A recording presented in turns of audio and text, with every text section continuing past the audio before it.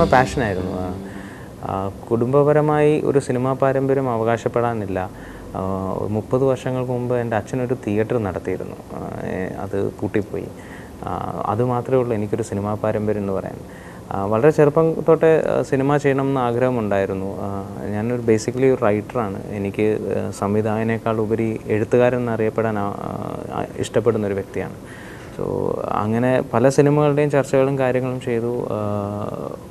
ഒരു ദിവസം ഞാൻ അങ്ങനെ ഒരു തീരുമാനം എടുക്കുകയാണ്. എനിക്ക് മതിയായി, ഇനി ഞാൻ സിനിമ ചെയ്യാൻ ഇറങ്ങുകയാണെന്നൊരു ദിവസം ഒരു തീരുമാനം എടുത്തങ്ങ് ഇറങ്ങുകയായിരുന്നു. സോ അത് എത്രമാത്രം സക്സസ്ഫുൾ ആകും എന്ന് എനിക്ക് അന്നത്തെ സമയത്തൊരു വ്യക്തമായ ധാരണയൊന്നും ഉണ്ടായിരുന്നില്ല. പക്ഷേ എന്നെ സപ്പോർട്ട് ചെയ്തത് എൻ്റെ സുഹൃത്തുക്കൾ, എൻ്റെ ഫാമിലി, എല്ലാവരും ആരും തന്നെ നെഗറ്റീവായിട്ടൊന്നും സംസാരിക്കുക. എന്നാൽ സുഹൃത്തുക്കളൊക്കെ ഇങ്ങനൊരു ആഗ്രഹം അല്ലെങ്കിൽ ഇങ്ങനൊരു സിനിമ ചെയ്യാനായിട്ട് അവരൊക്കെ വളരെയധികം സഹായിക്കുകയും ചെയ്തിട്ടുണ്ട്. സോ ഇൻസ്പിറേഷൻ എന്ന് പറയുന്നത് നല്ല സിനിമകൾ കാണുമ്പോൾ കിട്ടുന്ന ആ ഒരു അനുഭവങ്ങളിൽ നിന്നാണ് നമ്മളൊരു നല്ല സിനിമ നമുക്കും അങ്ങനൊരു സിനിമ എടുക്കണമെന്ന് ഒരു തോന്നലുണ്ടാകുന്നത്. സോ ഒരുപക്ഷെ എല്ലാ ദിവസവും ഞാൻ ഓരോ സിനിമ വെച്ച് കാണുമായിരുന്നു. എല്ലാ ദിവസവും രാത്രിയിലൊരു സിനിമ വെച്ച് കാണും. അപ്പം ആ കണ്ട സിനിമകളാണ് എൻ്റെ ഇൻസ്പിറേഷൻ. വളരെയധികം ഡയറക്ടേഴ്സ് എന്നെ ഇൻസ്പയർ ചെയ്തിട്ടുണ്ട്. മലയാളത്തിൽ KG ജോർജ് ഇൻസ്പയർ ചെയ്തിട്ടുണ്ട്. ഹിന്ദിയിൽ അനുരാഗ് കശ്യപ് ഇൻസ്പയർ ചെയ്തിട്ടുണ്ട്. കൊറിയയിൽ പാക് ചാൻ വൂക്ക് ഇൻസ്പയർ ചെയ്തിട്ടുണ്ട്. സോ ഒരു പറ്റം ഡയറക്ടേഴ്സ് എന്നെ ഇൻസ്പയർ ചെയ്തിട്ടുണ്ട്. മലയാളത്തിൽ ഞാൻ വളരെയധികം ഇഷ്ടപ്പെടുന്ന ഒരു സിനിമാ എഴുത്തുകാരൻ എന്ന് പറയുന്നത് ശ്രീനിവാസനും ലോഹിതദാസുമൊക്കെയാണ്. അതോടൊപ്പം തന്നെ KG ജോർജിൻ്റെ എഴുത്തുകളും എനിക്ക് ഭയങ്കരധികം ഇഷ്ടമാണ്. അതുപോലെ പലതരത്തിലുള്ള ആൾക്കാർ, ഇപ്പം എഴുത്തുകാരായാലും മാധ്യമപ്രവർത്തകരായാലും അല്ലെങ്കിൽ രാഷ്ട്രീയ പ്രവർത്തകരാണെങ്കിലും അവരൊക്കെ എന്നെ ഇൻസ്പയർ ചെയ്യുന്നുണ്ട് പലതരത്തിൽ. സോ അതൊക്കെ നമ്മൾ എങ്ങനെയെങ്കിലും ഒരു മാധ്യമം ഒരു എൻ്റർടൈൻമെൻറ്റ് എന്ന ലെവലിലേക്ക് എങ്ങനെ അതിനെ കൺവേർട്ട് ചെയ്ത് കൊണ്ടുവരുന്നുള്ളിടത്താണ് നമ്മൾ സിനിമയെക്കുറിച്ച് ആലോചിക്കുന്നത്. സോ അപ്പം ഇവരിൽ നിന്നൊക്കെ കിട്ടുന്ന ഒരു ഇൻസ്പിറേഷൻ നമ്മൾ ചാനലൈസ് ചെയ്ത് കൊണ്ടുവരുന്നതാണ് എന്നെ സംബന്ധിച്ചിടത്തോളം സിനിമ. ന്യൂ ജനറേഷൻ അതും പല തരത്തിലാണ് നമ്മളതിനെ കാണുന്നത്. അതായത് ന്യൂ ജനറേഷൻ എന്ന് പറയുന്നത് പുതിയ തരത്തിലുള്ള മേക്കിംഗ് ആവാം, അല്ലെങ്കിൽ പുതിയ തരത്തിലുള്ള ടെക്നിക്സ് യൂസ് ചെയ്യുന്നതാവാം, പുതിയ എക്യുപ്മെൻറ്റ്സ് കൊണ്ടുവരുന്നതാകാം. ഇതൊക്കെ ന്യൂ ജനറേഷനാണ്.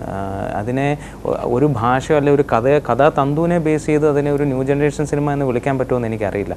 മോസയിലെ കുതിരമീനുകൾ ഒരിക്കലും അങ്ങനെ നോക്കുകയാണ് ഒരിക്കലും ഒരു ന്യൂ ജനറേഷൻ സിനിമയല്ല.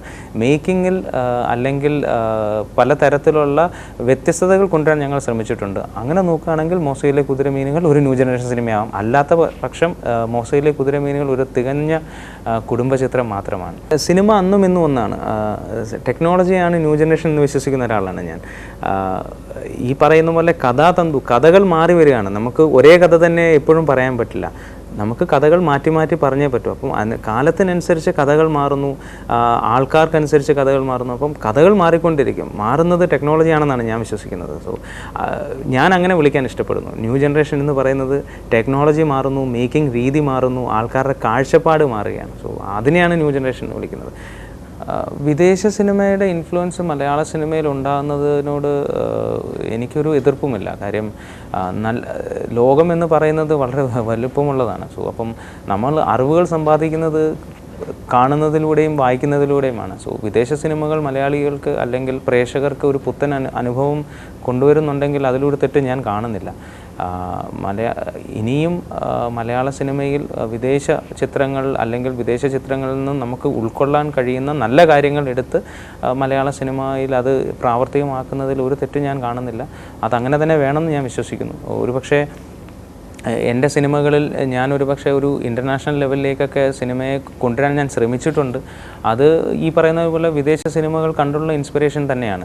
ഞാനൊരു കഥാസന്ദർഭങ്ങളോ ഒന്നും വിദേശ സിനിമകളിൽ നിന്നും ഇൻസ്പയർഡ് ആയിട്ടില്ല എങ്കിലും അതിൻ്റെ ഈ പറയുന്ന പോലെ ഒരു ക്വാളിറ്റി ഓഫ് മേക്കിംഗ് അതിലേക്ക് വരണമെന്ന് ഞാൻ വിചാരിച്ചിട്ടുണ്ട്. അല്ല, ഒരു സിനിമ അതായത് രണ്ട് തരത്തിലാണ്. അതായത് സംവിധായകൻ്റെ കഴിവ് എന്ന് പറയുന്നത് എത്രമാത്രം ഉണ്ട് എന്നുള്ളതൊരു വലിയ ചോദ്യമാണ്. സംവിധായകനെ സപ്പോർട്ട് ചെയ്ത് കൂടെ നിൽക്കാൻ ഉള്ള ഒരു പറ്റം ആൾക്കാരാണ്, കൂട്ടായ്മയാണ് സിനിമ എന്ന് ഞാൻ വിശ്വസിക്കുന്നു. കാര്യം എൻ്റെ സിനിമയിലെ പല രംഗങ്ങളും ഇതും നന്നായിട്ട് വരാനായിട്ട് എൻ്റെ ക്രൂവിലുള്ളവർ വളരെയധികം ഹെൽപ്പ് ചെയ്തിട്ടുണ്ട്. സോ എല്ലാത്തിൻ്റെയും ക്രെഡിറ്റ് എനിക്ക് എടുക്കാൻ സാധിക്കുകയില്ല. സോ ആ ഒരു ടീമിനെ ലീഡ് ചെയ്തത് ഞാനാണ്. ഇപ്പോൾ ഒരു ക്രിക്കറ്റ് ടീം എന്ന് പറയുന്നത് പോലെ ഒരു 11 കളിക്കാരാണ് ഒരു ക്രിക്കറ്റ് ടീം എന്ന് പറയുന്നത്. അപ്പം അതിൽ ക്യാപ്റ്റൻ ഉണ്ടാവും, അതോടൊപ്പം തന്നെ മറ്റ് 10 കളിക്കാരും ഉണ്ടാവും. സോ എന്നെ സംബന്ധിച്ചിടത്തോളം അതുപോലെ 10 കളിക്കാരുണ്ടായിരുന്നു. ക്യാമറാമാൻ ആണെങ്കിലും, സംഗീത സംവിധായകനാണെങ്കിലും, എഡിറ്റർ ആണെങ്കിലും, ആർട്ട് ഡയറക്ടർ ആണെങ്കിലും, അങ്ങനെ ഒരു പറ്റം കളിക്കാർ ചേർന്നിട്ടുണ്ടാക്കിയ ഒരു വിജയമാണ് ഈ മോസയിലെ കുതിരമീനുകൾ. ഒരു സിനിമ വിജയിക്കുമ്പോൾ അതിൻ്റെ ക്രെഡിറ്റ് സംവിധായകന് പോവുകയാണെങ്കിൽ അത് പരാജയപ്പെടുമ്പോഴും അതിൻ്റെ പൂർണ്ണ ഉത്തരവാദിത്വം സംവിധായകൻ്റെ തലയിൽ തന്നെയാണ്. അതിനകത്ത് ഒരു തെറ്റും ഞാൻ കാണുന്നില്ല.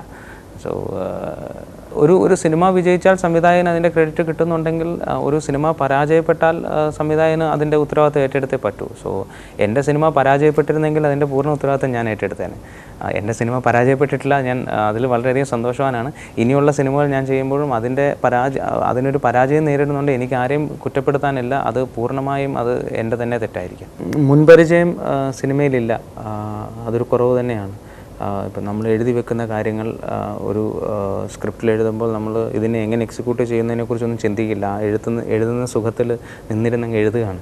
സോ അത് നമ്മൾ എങ്ങനെ എക്സിക്യൂട്ട് ചെയ്യുന്നതിനെക്കുറിച്ച് ചിന്തിക്കുന്നത് നമ്മൾ ആ ഷൂട്ടിംഗ് ലൊക്കേഷനിലായിരിക്കാം, അല്ലെങ്കിൽ ഷൂട്ട് തുടങ്ങുന്നതിന് ഒരു 2-3 മാസം മുമ്പ് ഇതിൻ്റെ സ്റ്റോറി ബോർഡിലോ അല്ലെങ്കിൽ ഇത് ഷോർട്ട് ഡിവൈഡ് ചെയ്യുന്നതിന് ആ സമയത്തോ ആയിരിക്കാം.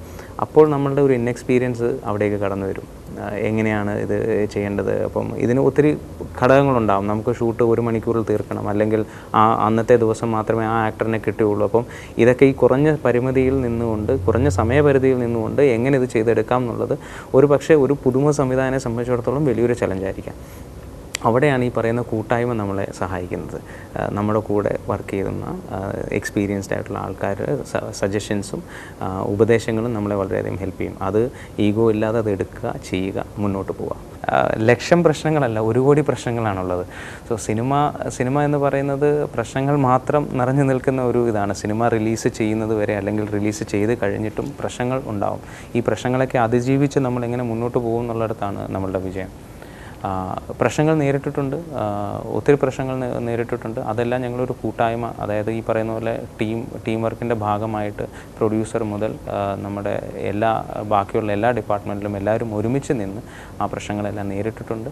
അതുകൊണ്ടാണ് മോസയിലെ കുതിരമീനുകൾ എന്ന് പറയുന്ന സിനിമ ഇന്ന് ഈ നിലയ്ക്ക് വിജയം കൊണ്ടതും ഓടുന്നതും. ആൻഡമാൻസിൽ ഇതുപോലെ എല്ലാവർക്കും ഒരു പുതിയ അനുഭവമായിരുന്നു. ആൻഡമാൻസ് അല്ലെങ്കിൽ ലക്ഷദ്വീപ്, ഈ രണ്ട് സ്ഥലങ്ങളും നമ്മുടെ ക്രൂവിലുള്ള എല്ലാവർക്കും ഒരു പുതിയ അനുഭവമായിരുന്നു. അപ്പം നമ്മളവിടെ പോയി ഷൂട്ട് ചെയ്യുമ്പോൾ ഈ ലൊക്കേഷനും കാര്യങ്ങളും ഇത്രയും വലിയൊരു സ്ഥലത്ത് പോയി ഷൂട്ട് ചെയ്യുക എന്ന് പറയുന്നത് ഒരു വലിയ ചലഞ്ചായിരുന്നു.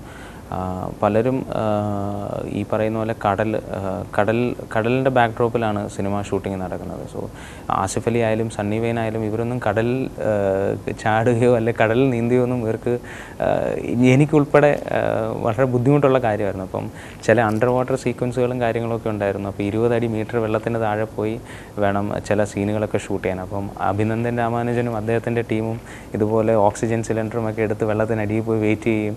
സണ്ണി വെയിൻ വെള്ളത്തിലേക്ക് എടുത്ത് ചാടാനായിട്ട് അവർ വെയിറ്റ് ചെയ്യുമ്പോഴും സണ്ണി ചാടുന്നില്ല. സണ്ണിക്ക് ചാടാത്തതെന്ന് വെച്ച് കഴിഞ്ഞാൽ സണ്ണിക്ക് കടൽ ഒരു പുതിയ അനുഭവമാണ്. അവസാനം സണ്ണി ധൈര്യം സംഭരിച്ച് സണ്ണി കടലിലേക്ക് എടുത്ത് ചാടി. അങ്ങനെ അത്ര എഫേർട്ട് എടുത്തിട്ട് ചെയ്ത ഒരു സിനിമയാണ്.